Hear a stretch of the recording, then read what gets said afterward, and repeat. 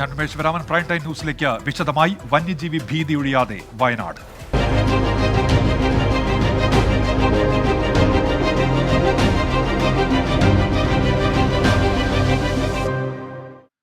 വയനാട് കുറുവാദ്വീപിൽ കാട്ടാനയുടെ ആക്രമണത്തിൽ പരിക്കേറ്റ ഫോറസ്റ്റ് വാച്ചർ മരിച്ചു. വിദഗ്ധ ചികിത്സയ്ക്കായി കോഴിക്കോട് മെഡിക്കൽ കോളേജിൽ എത്തിച്ചെങ്കിലും പോൾ മരണത്തിന് കീഴടങ്ങുകയായിരുന്നു. വന്യമൃഗശല്യത്തിന് പരിഹാരം കാണണമെന്നാവശ്യപ്പെട്ട് UDF-ഉം LDF-ഉം BJP-യും നാളെ വയനാട്ടിൽ ഹർത്താൽ പ്രഖ്യാപിച്ചു. വാച്ചർ പോളിന്റെ മരണത്തിൽ ഉദ്യോഗസ്ഥരുടെ ഭാഗത്തുനിന്ന് വീഴ്ച ഉണ്ടായിട്ടുണ്ടെങ്കിൽ നടപടിയെടുക്കുമെന്ന് മന്ത്രി AK ശശീന്ദ്രൻ പ്രതികരിച്ചു. ദൗർഭാഗ്യവശാൽ ആ ജീവൻ രക്ഷിക്കാൻ കഴിഞ്ഞില്ല. അത് വളരെ കഷ്ടമുള്ളൊരു കാര്യമാണ്. ആ കുടുംബത്തിന് വലിയ നഷ്ടമാണ് ഉണ്ടായിട്ടുള്ളത്. ആ ദുഃഖത്തിൽ ഞങ്ങളും പങ്കുചേരുകയാണ്. എന്തെങ്കിലും വീഴ്ചയുണ്ടായി വന്നിട്ടുണ്ടോ എന്നത് പ്രത്യേകമായി പരിശോധിക്കേണ്ടതുണ്ടെങ്കിൽ അത് പരിശോധിക്കുന്നതിന് യാതൊരു പ്രയാസവും ഈ ഗവൺമെൻറ്റിനില്ല. എന്തെങ്കിലും വീഴ്ചയുണ്ടെങ്കിൽ ആ വീഴ്ചയ്ക്ക് ഉത്തരവാദി വരെ കണ്ടെത്തി മതിയായ ശിക്ഷ നൽകുന്നതാണ്. നമ്മുടെ ശ്രദ്ധ മുഴുവൻ മാനന്തവാടി ഭാഗത്തുണ്ടായിട്ടുള്ള കാട്ടാനകളെ തുരത്തി പിടികൂടുന്നതിനുള്ള കാര്യത്തിലായിപ്പോയി. കാരണം നമ്മുടെ 200-ലധികം ഉദ്യോഗസ്ഥന്മാരാണ് ആ ദൗത്യത്തിൽ ഏർപ്പെട്ടിട്ടുള്ളത്. സുർജിത്ത് അയ്യപ്പത്തുണ്ട് വയനാട്ടിൽ നിന്ന് ഇപ്പോൾ വിശദാംശങ്ങളുമായി. സുർജിത്ത്, ദൗർഭാഗ്യകരമായ സംഭവം. LDF-ന്റെ UDF-ന്റെ BJP-യുടെ ഹർത്താൽ നാളെ ജില്ലയിൽ. എന്തൊക്കെയാണ് വിവരങ്ങൾ സുർജിത്ത്? ഉന്മേഷ്, ചാലികതയിൽ അജീഷ് മരിച്ച് ഇന്ന് കൃത്യം 7-ാം ദിവസം. ഈ ദിവസം ഒരു മരണവാർത്ത കൂടി റിപ്പോർട്ട് ചെയ്യപ്പെടുന്നു വയനാട്ടിൽ നിന്ന് എന്നുള്ളതാണ് ദൗർഭാഗ്യകരമായ സംഭവം. വനംവകുപ്പിലെ തന്നെ താൽക്കാലിക ജീവനക്കാരനായിട്ടുള്ള പോളാണ് മരിച്ചത്. അദ്ദേഹം കുറുവ ദ്വീപിലെ, അത് ഇക്കോ ടൂറിസം സെൻ്ററാണ്, അവിടുത്തെ താൽക്കാലിക ജീവനക്കാരനായി പ്രവർത്തിച്ചു വരികയായിരുന്നു. 5 ദിവസമായി ജോലിക്ക് പോയിട്ട്. ഇതിൻ്റെ കാരണം ഈ മോഴയാന ബേലൂർ മക്കന ഇറങ്ങിയ പശ്ചാത്തലത്തിൽ ഈ മേഖലയിലെല്ലാം തന്നെ ഈ ടൂറിസം കേന്ദ്രം എന്നുള്ള നിലയിൽ ഈ കുറുവ ദ്വീപ് അടച്ചിട്ടിരിക്കുകയാണ്. അതുമായി ബന്ധപ്പെട്ട് അവിടേക്ക് വരുന്ന കർണാടക ഭാഗത്തു നിന്നും വരുന്ന വാഹനങ്ങൾ ഉൾപ്പെടെ ധാരാളം ടൂറിസ്റ്റുകൾ എത്തുന്നുണ്ട്. അവരെ വഴിതിരിച്ചു വിടാൻ വേണ്ടിയാണ് ഇദ്ദേഹം എത്തിയത്. ഇതിനിടയിലാണ് കാട്ടാന ഈ ചെറിയമല എന്ന് പറയുന്ന പ്രദേശത്തേക്ക് എത്തുന്നത്. 5 കാട്ടാനകൾ ഉണ്ടായിരുന്നു. അതിലൊരു ആന എത്തി ഇദ്ദേഹത്തെ, പോളിനെ ആക്രമിക്കുകയായിരുന്നു. 49 വയസ്സാണ് ഇദ്ദേഹത്തിൻ്റെ പ്രായം. ഉടൻ തന്നെ ഇവിടെ നിന്ന് മാനന്തവാടി ആശുപത്രിയിലേക്ക് എത്തിച്ചു. മാനന്തവാടി ആശുപത്രിയിൽ നടത്തിയ പരിശോധനയിലാണ് ആന്തരിക രക്തസ്രാവം ഉണ്ട് എന്നുള്ള കാര്യത്തിൽ വ്യക്തത വന്നത്. മാത്രമല്ല വാരിയൽ തകർന്ന നിലയിലായിരുന്നു. ഒപ്പം ഈ നട്ടലിനും ക്ഷതമേറ്റിരുന്നു. ആന്തരിക രക്തസ്രാവം ഉണ്ടായിരുന്നു. ഈ പ്രശ്നങ്ങൾ ഉള്ളതിനാൽ ഉടൻ തന്നെ അവിടെ നിന്ന് മാറ്റാനുള്ള ശ്രമം നടത്തി. മാറ്റാൻ വേണ്ടി എയർ ആംബുലൻസ് എന്നുള്ള നിലയിൽ കോയമ്പത്തൂരിൽ നിന്ന് ഹെലികോപ്റ്റർ എത്തി. അതിന് മുമ്പായി, അതിൻ്റെ ഏതാണ്ട് ഒരു 15 മിനിറ്റ് മുമ്പ് തന്നെ അദ്ദേഹത്തെ റോഡ് മാർഗം പരമാവധി വേഗത്തിൽ തന്നെ കോഴിക്കോട് മെഡിക്കൽ കോളേജിൽ എത്തിക്കാനായ ശ്രമം മെഡിക്കൽ കോളേജിൽ എത്തിച്ചു.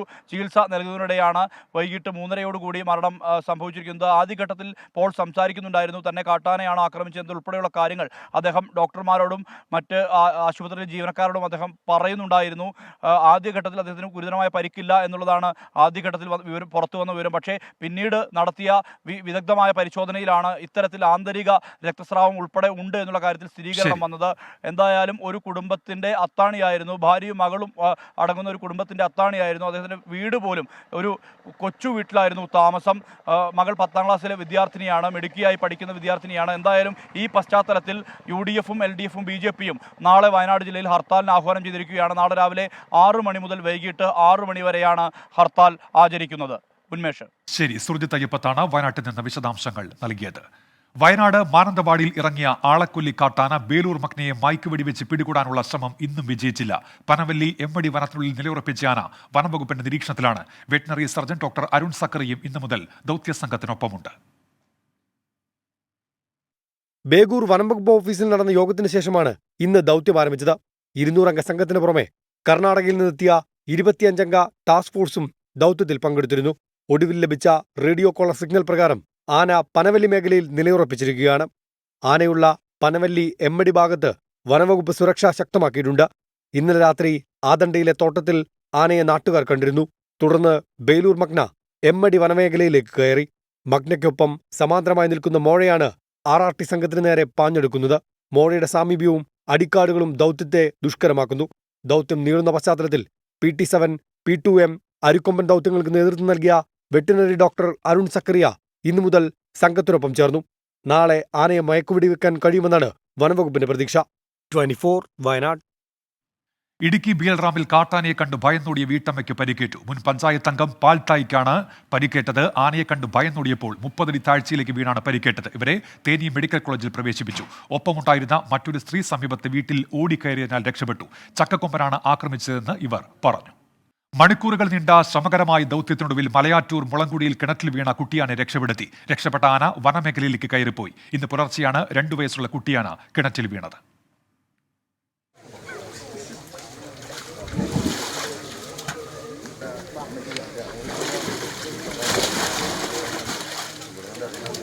പുലർച്ചെ 1 മണിയോടെ കാടിറങ്ങിയെത്തിയ ആനക്കൂട്ടത്തിൽപ്പെട്ട 2 വയസ്സുള്ള കുട്ടിയാന കിണറ്റിൽ വീണു.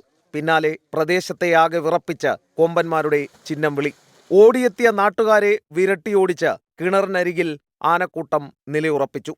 വിവരമറിഞ്ഞ വനംവകുപ്പ് ഉദ്യോഗസ്ഥർ സ്ഥലത്തെത്തി. പടക്കം പൊട്ടിച്ച് ആനകളെ തുരത്തി രക്ഷാദൗത്യം ഏറ്റെടുത്തു. 10 മണിയോടെ JCB എത്തി. പക്ഷേ കണ്ടത് അപ്രതീക്ഷിത പ്രതിഷേധം. വന്യജീവി ശല്യത്തിന് ശാശ്വത പരിഹാരം വേണമെന്നായി ജനങ്ങളുടെ ആവശ്യം.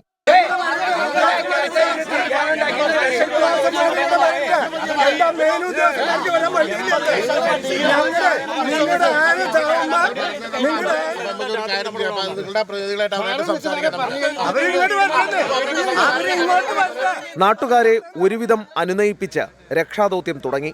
13 കോൽ താഴ്ചയുള്ള കിണറ്റിലേക്ക് ചരിച്ച് വഴിവെട്ടൽ. അതിനായി എടുത്തത് തന്നെ 3 മണിക്കൂറിലേറെ.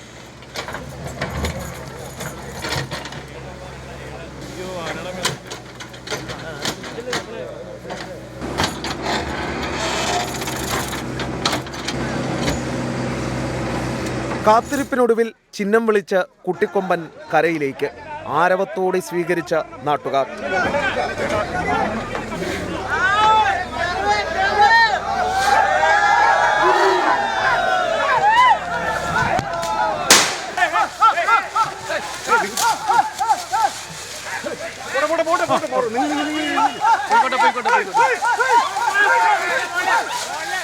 രക്ഷപ്പെട്ട ആശ്വാസത്തിൽ കാടിനുള്ളിലേക്ക് ഓടിമറഞ്ഞ കുട്ടിയാനയും.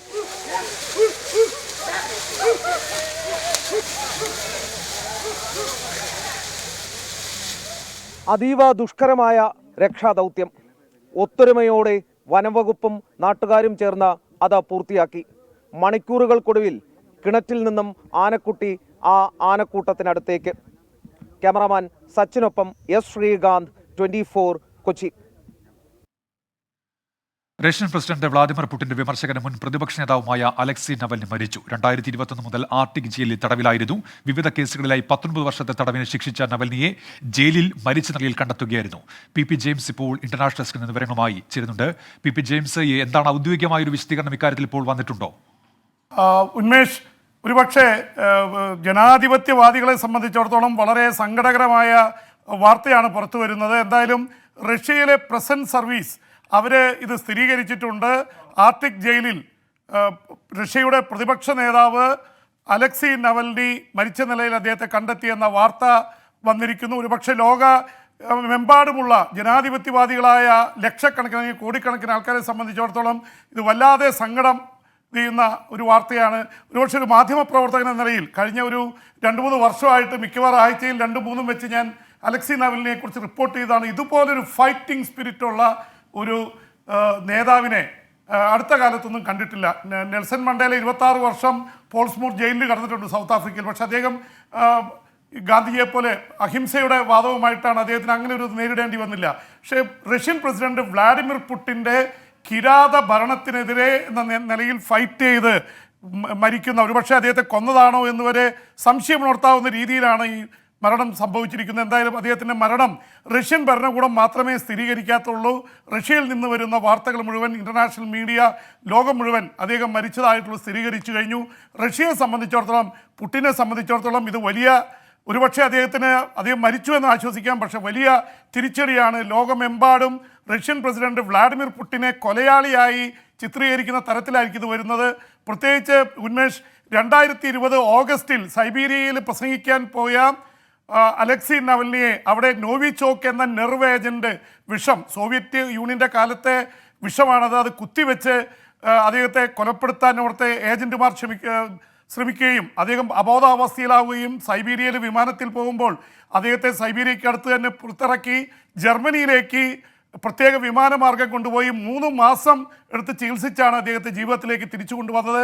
അദ്ദേഹത്തോട് ജർമ്മനിയിൽ നിന്ന് വിട്ടുപോകരുതെന്ന് ലോകമെമ്പാടുമുള്ളവർ പറഞ്ഞിരുന്നു. പക്ഷെ അതൊന്നും കൂട്ടാക്കാതെ എൻ്റെ രാജ്യം റഷ്യയാണ്, ഞാൻ അവിടെ ഫൈറ്റ് ചെയ്യുമെന്ന് പറഞ്ഞ് അദ്ദേഹം പോവുകയായിരുന്നു.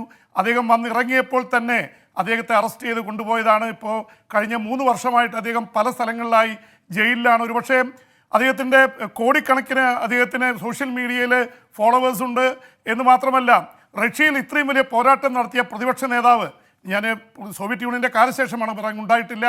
അദ്ദേഹത്തെ ഏറ്റവും ബന്ധവസ്തുള്ള ഏകാന്ത തടവിലാക്കിയിരുന്നു.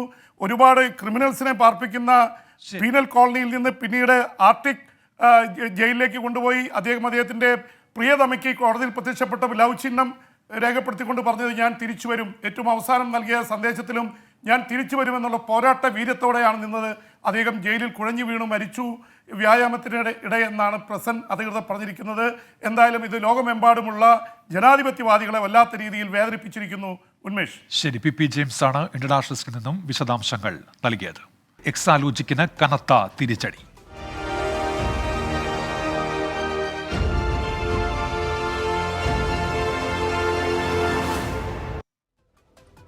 മാസപ്പടി കേസിൽ മുഖ്യമന്ത്രിയുടെ മകൾ വീണയ്ക്കും എക്സാലോജിക്കിനും കടുത്ത തിരിച്ചടി. SFI അന്വേഷണം റദ്ദാക്കണമെന്ന ഹർജി കർണാടക ഹൈക്കോടതി തള്ളി. അന്വേഷണം തടസ്സപ്പെടുത്താനുള്ള നീക്കം പൊളിഞ്ഞെന്ന് പ്രതിപക്ഷം പറഞ്ഞു. ഏത് കേന്ദ്ര ഏജൻസിയെ കൊണ്ടുവന്നാലും കേരളത്തിൽ വില പോകില്ലെന്ന് CPM സംസ്ഥാന സെക്രട്ടറി MV ഗോവിന്ദൻ പ്രതികരിച്ചു. തിങ്കളാഴ്ച വാദം പൂർത്തിയാക്കിയ കേസിൽ ഇന്നുച്ചയ്ക്ക് ശേഷമാണ് ജസ്റ്റിസ് M നാഗപ്രസന്ന വിധി പറഞ്ഞത്. SFIയുടെ വാദങ്ങളെ പൂർണ്ണമായും അംഗീകരിച്ചാണ് ഹൈക്കോടതി വിധി. പൂർണ്ണമായ വിധിപ്പകർപ്പ് നാളെ ഹൈക്കോടതി സൈറ്റിൽ പ്രസിദ്ധീകരിക്കും. ഹർജി തള്ളുന്നുവെന്ന ഒറ്റവരി വിധിക്കപ്പുറം മറ്റ് നിർദ്ദേശങ്ങളുണ്ടോ എന്ന് നാളെ അറിയാം. എക്സാലോജിക്കിനെതിരായ അന്വേഷണം തടസ്സപ്പെടുത്താനുള്ള നീക്കം പൊളിഞ്ഞെന്ന് പ്രതിപക്ഷ നേതാവ് VD സതീശൻ. മുഖ്യമന്ത്രിയുടെ മടിയിൽ കനമുണ്ടെന്നത് യാഥാർത്ഥ്യമാണ്. നിയമപരമായി അന്വേഷണം തടസ്സപ്പെടുത്താനാണ് ശ്രമിച്ചതെന്നും VD സതീശൻ പറഞ്ഞു. SFIയുടെ അന്വേഷണത്തിന് എന്തിനാണ് 8 മാസത്തെ കാലപരിധിയെന്നും VD സതീശൻ ചോദിച്ചു. സ്വർണ്ണക്കടത്ത് കേസിലും കരുവന്നൂർ കേസിലും സംഭവിച്ചത് തന്നെയാണ് ആവർത്തിക്കാൻ പോകുന്നതെന്നും പ്രതിപക്ഷ നേതാവ് വിമർശിച്ചു. മുഖ്യമന്ത്രി ആദ്യം പറഞ്ഞത് 2 കൈകളും ശുദ്ധമാണെന്നാണ്. പിന്നെ പറഞ്ഞു മടിയിൽ കനമില്ലെന്ന് പറഞ്ഞു. പിന്നെ അന്വേഷണത്തെ ഭയമില്ലെന്ന് പറഞ്ഞു. എന്നിട്ട് KSIDCയെ കൊണ്ട് ലക്ഷക്കണക്കിന് രൂപ പണം മുടക്കി ഡൽഹിയിൽ നിന്ന് അഭിഭാഷകനെ കൊണ്ടുവന്ന് ഹൈക്കോടതിയിൽ കേസ് കൊടുത്തു. അദ്ദേഹത്തിൻ്റെ മകൾ ബാംഗ്ലൂർ ഹൈക്കോടതിയിൽ പോയി. ഇത് രണ്ടും പോയത് അന്വേഷണത്തെ തടസ്സപ്പെടുത്തുന്നതിന് വേണ്ടിയിട്ടാണ്. കേസിൽ മറുപടി പറയേണ്ട കാര്യമില്ലെന്നും അതൊക്കെ കമ്പനി നോക്കുമെന്നും CPIM സംസ്ഥാന സെക്രട്ടറി MV ഗോവിന്ദൻ. പിണറായിയുമായി ബന്ധപ്പെട്ട വിഷയത്തിൽ മാത്രമേ പ്രതികരിച്ചിട്ടുള്ളൂവെന്നും MV ഗോവിന്ദൻ കൂട്ടിച്ചേർത്തു. അതിന് ഞാൻ മറുപടി പറയേണ്ട കാര്യമില്ല. അവർ കേസ് അതുപോലെ കമ്പനി കൈകാര്യം ഇല്ല. അത് പിണറായിയായിട്ട് ബന്ധപ്പെടുമ്പോൾ മാത്രമേ ഉള്ളൂ. വിധിപ്പകർപ്പ് ലഭിച്ച ശേഷം നിയമ നടപടികളുമായി എക്സാലോജിക്ക് മുന്നോട്ട് പോയേക്കും. വളരെ വേഗത്തിൽ എക്സാലോജിക്കിൽ നിന്നും വിവരങ്ങൾ ശേഖരിക്കുകയാവും SFIO ചെയ്യുക. എക്സാലോജിക്കിനും വീണ വിജയനും കനത്ത തിരിച്ചടിയാണ് ജസ്റ്റിസ് M നാഗപ്രസന്നയുടെ വിധി. തുടർ നടപടികളുമായി എക്സാലോജിക് മുൻപോട്ട് പോകുമ്പോൾ എത്രയും വേഗം എക്സാലോജിക്കിലേക്ക് എത്താനാണ് SFIOയുടെ ശ്രമം. ശ്രീകാന്ത് ഗൗരീശപട്ടത്തിനൊപ്പം ബംഗളൂരുവിൽ നിന്ന് മനേഷ് മൂർത്തി, 24. SFI അന്വേഷണം തടയണമെന്നാവശ്യപ്പെട്ടുള്ള എക്സാലോജിക്കിന്റെ ഹർജി കർണാടക ഹൈക്കോടതി തള്ളിയതോടെ പ്രതിരോധത്തിലായി CPIM സർക്കാരും. രാഷ്ട്രീയ പ്രേരിതമായ കേസിനെ നിയമപരമായി നേരിടും എന്ന് CPM സംസ്ഥാന സെക്രട്ടേറിയറ്റ് പ്രസ്താവന ഇറക്കുമ്പോൾ അത് ചോദ്യം ചെയ്ത് പ്രതിപക്ഷം രംഗത്തെത്തിയിട്ടുണ്ട്. SFIO റെയ്ഡിന് പിന്നാലെ ഭയന്നാണ് വീണ വിജയൻ കോടതിയെ സമീപിച്ചത് എന്ന് ഷോൺ ജോർജും കേന്ദ്ര ഏജൻസികൾ വേട്ടയാടുന്നുവെന്ന CPIM വാദം പൊളിഞ്ഞുവെന്ന് മാത്യു കുടനാടനും പ്രതികരിച്ചു. രജിസ്ട്രാർ ഓഫ് കമ്പനീസിന്റെ പ്രാഥമിക അന്വേഷണ റിപ്പോർട്ടിലെ വിവരങ്ങൾ പുറത്തുവന്നപ്പോഴും പിന്നാലെ SFIO അന്വേഷണം ആരംഭിച്ചപ്പോഴും രാഷ്ട്രീയ പ്രേരിതമായ നടപടിയെന്നായിരുന്നു CPIMന്റെ ആക്ഷേപം. ഒടുവിൽ മാസപ്പടി വിവാദം വന്നതിനു ശേഷം മാത്രമാണ് CMRL ഖനന കരാർ റദ്ദാക്കിയതെന്ന് രേഖകൾ സഹിതം പുറത്തുവന്നു. SFIO അന്വേഷണം തടയണമെന്ന വീണ വിജയന്റെ ഹർജി കൂടി തള്ളിയതോടെ CPIMും സർക്കാരും മുഖ്യമന്ത്രിയും ഒരേപോലെ പ്രതിസന്ധിയിലായി. ഒരിക്കലും രക്ഷപ്പെടുന്ന കേസല്ല എക്സാലോജിക്കിന്റേതെന്ന് പ്രതികരിച്ച KPCC അധ്യക്ഷൻ K സുധാകരൻ മുഖ്യമന്ത്രിയെ കടന്നാക്രമിച്ചു. കോടതി അത് റൈറ്റ് ഹാൻഡ് അത് ഡീൽ ചെയ്യുന്ന എനിക്ക് വിശ്വാസമുണ്ട്. അതുകൊണ്ട് ഒരിക്കലും രക്ഷപ്പെടുന്ന കേസല്ല എക്സാലോജിക് കേസ് എന്ന കാര്യത്തിൽ തർക്കമില്ല. ഞങ്ങൾ പ്രതീക്ഷയോടെ കാത്തിരിക്കുന്നു. ജനമറിയണം, ലോകമറിയണം പിണറായി വിജയനും കുടുംബവും ഇങ്ങനെയാണ് എന്ന് ലോകമറിയണം. അത് ഞങ്ങളുടെ ഒരു രാഷ്ട്രീയ അവകാശമാണ്, ആഗ്രഹമാണ്. അന്വേഷണം മുഖ്യമന്ത്രിയിലേക്ക് നീങ്ങിയാൽ തെറ്റു പറയാനാകില്ലെന്ന് മാത്യു കുഴൽനാടൻ. അങ്ങനെ വരുമ്പോൾ ഒരുപക്ഷെ ഈ കമ്പനി വാങ്ങിയ പണത്തിന് തിരിച്ച് ഫേവർ ചെയ്തത് മുഖ്യമന്ത്രി തന്നെയാണ് എന്ന നിലയിലേക്ക് വന്നേക്കാം. അങ്ങനെ വരുമ്പോൾ അന്വേഷണം അദ്ദേഹത്തിലേക്ക് നീണ്ടാൽ ആർക്കും അത് തെറ്റാണ് എന്ന് പറയാൻ കഴിയില്ല. വീണ വിജയന്റെ അറസ്റ്റിലേക്ക് നീങ്ങിയാൽ മുഖ്യമന്ത്രി രാജിവെക്കേണ്ടി വരുമെന്ന് പരാതിക്കാരനായ ഷോൺ ജോർജ്. CMRലും KSIDCയിലും നടത്തിയ റെയ്ഡിലും എൻക്വയറിയിലും നിർണായകമായ വിവരങ്ങൾ അന്വേഷണ ഉദ്യോഗസ്ഥർക്ക് കിട്ടിയിട്ടുണ്ടെന്ന്. കാരണം ഈ രണ്ട് ഏജൻസിയിൽ ഇരിക്കുന്നത് ഇവരുമായി ബന്ധപ്പെട്ട ആളുകളാണല്ലോ. അപ്പോൾ സ്വാഭാവികമായും എന്തൊക്കെ രേഖകൾ അവിടെ കൊണ്ടുപോയിട്ടുണ്ടെന്ന് കൃത്യമായി ബോധ്യപ്പെട്ടു. അതുകൊണ്ട് തന്നെ അറസ്റ്റിലേക്ക് നീങ്ങിയാൽ മുഖ്യമന്ത്രി രാജിവെക്കേണ്ട സാഹചര്യം ഉണ്ടാവും. ഇപ്പോൾ ഇവിടെ നടക്കുന്ന എല്ലാ നാടകങ്ങളും മുഖ്യമന്ത്രിയുടെ രാജി ഒഴിവാക്കാൻ വേണ്ടിയുള്ള നാടകങ്ങളാണ് ഈ നടക്കുന്നത് മുഴുവൻ. CPM ജനങ്ങളോട് മാപ്പ് പറയണമെന്ന് കേന്ദ്രമന്ത്രി വി മുരളീധരനും പ്രതികരിച്ചു. ലോക്സഭാ തെരഞ്ഞെടുപ്പ് പടിവാതിക്കൽ നിൽക്കുമ്പോൾ പ്രതിപക്ഷത്തിന് വീണ് കിട്ടിയ അവസരമാണ് വീണ വിജയന്റെ ഹർജി തള്ളാനുള്ള കർണാടക ഹൈക്കോടതിയുടെ തീരുമാനം. അതേസമയം വീണ വിജയനും എക്സാലോജിക്കും തുടർ നിയമ പോരാട്ടത്തിനൊരുങ്ങും. ഡിവിഷൻ ബെഞ്ചിനെയോ സുപ്രീം കോടതിയോ സമീപിക്കാനായിരിക്കും നീക്കം. 24 തിരുവനന്തപുരം. കിഫ്ബി മസാല ബോണ്ട് കേസിൽ മുൻ ധനമന്ത്രി ഡോക്ടർ TM തോമസ് ഐസക്കിന്റെയും കിഫ്ബി സിഇഒയുടെയും ഹർജികളിൽ നിർദ്ദേശവുമായി ഹൈക്കോടതി. ED സമൻസിന് ഒറ്റത്തവണ മറുപടി നൽകിക്കൂടെ എന്ന് ഹർജിക്കാരോട് ഹൈക്കോടതി ചോദിച്ചു. അറസ്റ്റ് ഉൾപ്പെടെയുള്ള കാര്യങ്ങൾ ഉണ്ടാകില്ലെന്ന് ഉറപ്പുവരുത്തും. ചോദ്യം ചെയ്യലിന്റെ ദൃശ്യങ്ങൾ പകർത്തുമല്ലോ എന്ന് EDയോടും ഹൈക്കോടതി ചോദിച്ചു. കോടതിയുടെ നിർദ്ദേശത്തിൽ കക്ഷികളുമായി കൂടിയാലോചിച്ച് തിങ്കളാഴ്ച മറുപടി നൽകാമെന്ന് അഭിഭാഷകർ അറിയിച്ചു. കോടതിയുടെ നിർദ്ദേശത്തിൽ കക്ഷികൾക്ക് തൃപ്തിയില്ലെങ്കിൽ മെറിറ്റിൽ വാദം കേൾക്കുമെന്ന് ഹൈക്കോടതി വ്യക്തമാക്കി. CPM സ്ഥാനാർത്ഥി പ്രഖ്യാപനം ഈ മാസം 27-ന്.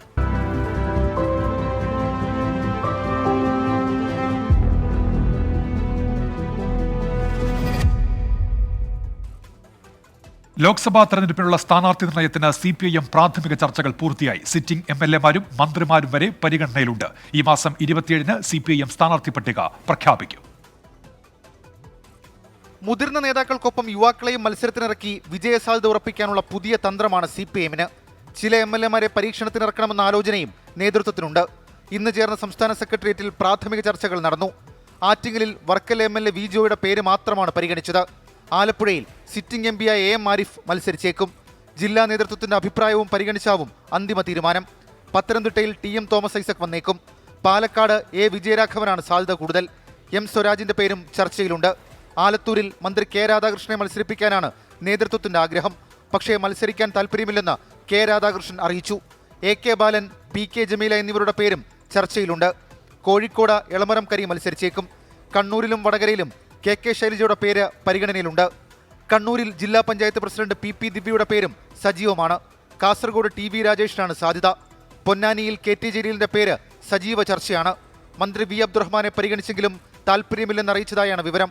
മലപ്പുറത്ത് VP സാനുവിന്റെ പേര് വീണ്ടും ഉയർന്നു വരുന്നുണ്ട്. ഇടുക്കിയിൽ ജോയ്സ് ജോർജ് വീണ്ടും വന്നേക്കും. ചാലക്കുടിയിൽ മുൻ മന്ത്രി C രവീന്ദ്രനാഥിന്റെ പേരാണ് പാർട്ടി പരിഗണിക്കുന്നത്. എറണാകുളത്ത് പൊതുസ്വതന്ത്രനാണ് സാധ്യത. സ്ഥാനാർത്ഥി നിർണയ ചർച്ചകൾക്കായി നാളെയും മറ്റന്നാളും ജില്ലാ കമ്മിറ്റികൾ ചേരും. 21-ന് സംസ്ഥാന കമ്മിറ്റി പട്ടിക വീണ്ടും ചർച്ച ചെയ്ത പാർലമെന്റ് മണ്ഡലം കമ്മിറ്റികൾക്ക് വിടും. അതിനുശേഷം കേന്ദ്ര നേതൃത്വത്തിന്റെ അനുമതിയോടെ ഈ മാസം 27-ന് സ്ഥാനാർത്ഥികളെ പ്രഖ്യാപിക്കാനാണ് തീരുമാനം. 24 തിരുവനന്തപുരം. കോട്ടയത്തെ UDF സ്ഥാനാർത്ഥിയെ നാളെ പ്രഖ്യാപിക്കും. ഫ്രാൻസിസ് ജോർജിനെ കേരള കോൺഗ്രസ് സ്ഥാനാർത്ഥിയാക്കും എന്നാണ് സൂചന. മുസ്ലിം ലീഗുമായുള്ള കോൺഗ്രസിന്റെ സീറ്റ് ചർച്ചകൾ എങ്ങും എത്തിയില്ല. KPCC പ്രസിഡന്റ് കണ്ണൂരിൽ മത്സരിക്കുന്നതിൽ അന്തിമ തീരുമാനം ഹൈക്കമാൻഡിന് വിട്ടു. സിറ്റിംഗ് MPമാരായ ഹൈബി ഈഡനും അടൂർ പ്രകാശിനും വേണ്ടി മണ്ഡലങ്ങളിൽ ചുവരെഴുത്തുകൾ ഇടം പിടിച്ചു. LDF സ്ഥാനാർത്ഥി തോമസ് ചാഴികാടൻ പ്രചാരണം തുടങ്ങിയ സാഹചര്യത്തിലാണ് കേരള കോൺഗ്രസ് കോട്ടയത്തെ സ്ഥാനാർത്ഥിയെ പ്രഖ്യാപിക്കാനൊരുങ്ങുന്നത്. നാളെ രാവിലെ 11 മണിക്ക് PJ ജോസഫ് സ്ഥാനാർത്ഥിയെ പ്രഖ്യാപിക്കും. ഫ്രാൻസിസ് ജോർജിന് തന്നെയാണ് സാധ്യത. മറ്റു പേരുകൾ ചർച്ചയായെങ്കിലും കോൺഗ്രസിനും താൽപര്യം ഫ്രാൻസിസ് ജോർജിനോട് തന്നെ. അതേസമയം മുസ്ലിം ലീഗുമായുള്ള കോൺഗ്രസിന്റെ സീറ്റ് ചർച്ചകൾ വൈകുകയാണ്. ഡൽഹിയിലുള്ള മുസ്ലിം ലീഗ് നേതാക്കൾ തിരിച്ചെത്തിയാൽ പ്രശ്നങ്ങൾ പരിഹരിക്കാനാകുമെന്നാണ് കോൺഗ്രസിന്റെ പ്രതീക്ഷ. ലീഗ് നേതാക്കൾ അവരുടെ ഒരു ഓഫീസുമായി ബന്ധപ്പെട്ട രജിസ്ട്രേഷനുമായി ബന്ധപ്പെട്ട് ഡൽഹിയിലേക്ക് പോയിരിക്കുകയാണ്. ബാക്കിയുള്ള എല്ലാവരുമായിട്ടുള്ള ചർച്ചകൾ പൂർത്തിയാക്കി. ലീഗുമായിട്ടുള്ള ചർച്ചകളാണ് ഈ ദിവസങ്ങളിൽ പൂർത്തിയാക്കും. അവർ തിരിച്ചു വന്നാൽ ഉടനെ ചർച്ച ചെയ്ത് അടുത്ത ദിവസങ്ങളിൽ പൂർത്തിയാക്കും. 3ാം സീറ്റെന്ന ലീഗിന്റെ ആവശ്യത്തിൽ UDF-ൽ ഗൗരവത്തോടെ ചർച്ച നടക്കുകയാണെന്ന് PK കുഞ്ഞാലിക്കുട്ടി ആവർത്തിച്ചു. അതിൽ വാദപ്രതിവാദം നടത്താനൊന്നുമില്ല. അത് ഞങ്ങളുടെ ആവശ്യമാണ്. അത് പറഞ്ഞിട്ടുണ്ട്. അത് ചർച്ച ചെയ്ത് വരികയാണ്. സീരിയസ് ആയിട്ടുള്ള ടോക്കാണ് ഇതിനകം നടന്നത്. KPCC അധ്യക്ഷൻ കണ്ണൂരിൽ വീണ്ടും മത്സരിക്കുന്നതിൽ കോൺഗ്രസിൽ ആശയക്കുഴപ്പം തുടരുകയാണ്. ഇക്കാര്യത്തിൽ ഹൈക്കമാൻഡായിരിക്കും അന്തിമ തീരുമാനമെടുക്കുക. ഔദ്യോഗിക സ്ഥാനാർത്ഥി പ്രഖ്യാപനത്തിന് മുൻപ് സിറ്റിംഗ് എംപിമാരായ ഹൈബി ഈഡനും അടൂർ പ്രകാശിനുമായി പ്രചാരണം ആരംഭിച്ചു കഴിഞ്ഞു. കൊച്ചിയിലെ മെട്രോ പില്ലറുകളിലാണ് ഹൈബി ഈഡൻ ആശംസകളുമായി ബോർഡുകൾ പ്രത്യക്ഷപ്പെട്ടത്. ആറ്റിങ്ങൽ മണ്ഡലത്തിൽ അടൂർ പ്രകാശിനായി ചുവരെഴുത്തും സജീവമായി. വിവിധ ബ്യൂറോകൾക്കൊപ്പം 24 കോട്ടയം.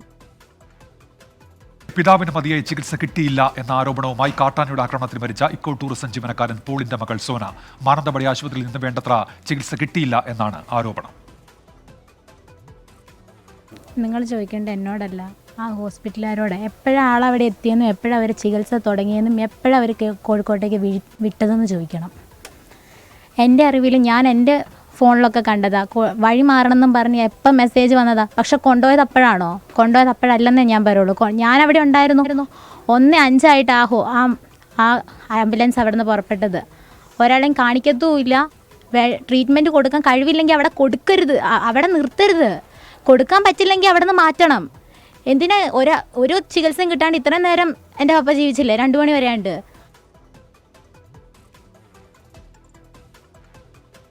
ഐ ലീഗിൽ ഗോകുലം കേരളയ്ക്ക് തകർപ്പൻ ജയം. 1-നെതിരെ 4 ഗോളിന് രാജസ്ഥാൻ യുണൈറ്റഡിനെ തോൽപ്പിച്ചു. കോംറോൺ ടർൻസ്നോസ് ഇരട്ട ഗോൾ നേടി. 28-64 മിനിറ്റുകളിലാണ് കോംറോണിന്റെ ഗോളുകൾ. ക്യാപ്റ്റൻ അലക്സ് സാഞ്ചസും ലൈഷാറുമാണ് മറ്റ് സ്കോറർമാർ. ചില വാർത്തകൾ ചുരുക്കത്തിൽ. കർഷക സമരം ശക്തമാവുന്നതിനിടെ പ്രശ്നപരിഹാരത്തിനായി പുതിയ നിർദ്ദേശവുമായി എത്താമെന്ന് കേന്ദ്ര സർക്കാർ. അടുത്ത ഞായറാഴ്ച കർഷകരെ വീണ്ടും ചർച്ചയ്ക്ക് വിളിച്ചു. കർഷക സംഘടന ആഹ്വാനം ചെയ്ത ഭാരത് ബന്ദ് ഗ്രാമീണ മേഖലയെ സാരമായി ബാധിച്ചു. പ്രധാന പാതകളിലെല്ലാം കർഷകർ ഉപരോധ സമരം നടത്തി. കേരള സർവകലാശാലയിൽ സ്ഥിരം വൈസ് ചാൻസലർ നിയമനത്തിനുള്ള സെർച്ച് കമ്മിറ്റിയിലേക്ക് പ്രതിനിധിയെ നിശ്ചയിക്കാൻ ചേർന്ന സെനറ്റ് യോഗത്തിൽ നാടകീയ രംഗങ്ങൾ. പ്രതിനിധിയെ അയക്കേണ്ടതില്ലെന്ന പ്രമേയം താൽക്കാലിക VC ഡോക്ടർ മോഹനൻ കുന്നുമേൽ അംഗീകരിച്ചില്ല. ആദായ നികുതി വകുപ്പ് മരവിപ്പിച്ച ബാങ്ക് അക്കൗണ്ടുകൾ തൽക്കാലം ഉപയോഗിക്കാൻ കോൺഗ്രസിന് ഉപാധികളോടെ അനുമതി നൽകി IT അപ്പലേറ്റ് ട്രൈബ്യൂണൽ. സംസ്ഥാനം കൊടുംചൂടിലേക്ക്. കണ്ണൂർ, കോട്ടയം, ആലപ്പുഴ, കോഴിക്കോട് ജില്ലകളിൽ ഇന്നും നാളെയും ഉയർന്ന താപനില മുന്നറിയിപ്പ്. പെരുമ്പാവൂർ ഓടക്കാലിൽ KSRTC ബസും സ്കൂട്ടറും കൂട്ടിയിടിച്ച് 2 പേർ മരിച്ചു. ചങ്ങനാശ്ശേരി SB കോളേജിന് സമീപം നിർത്തിയിട്ട ലോറിക്ക് പിന്നിൽ KSRTC ബസ് ഇടിച്ച് 10 പേർക്ക് പരുക്ക്. ആലപ്പുഴയിൽ ഡിവൈഎഫ്ഐ നേതാവിന്റെ വീട്ടിൽ ഗുണ്ടാ സംഘങ്ങൾ ഒത്തുകൂടി. ഡിവൈഎഫ്ഐ ചേർത്തല ബ്ലോക്ക് കമ്മിറ്റി അംഗം വിമൽ മോഹന്റെ വീട്ടിലാണ് കൊലക്കേസ് പ്രതികൾ ഉൾപ്പെടെ ഒത്തുകൂടിയത്. പ്രൈം ടൈം ന്യൂസ് പൂർത്തിയാകുന്നു.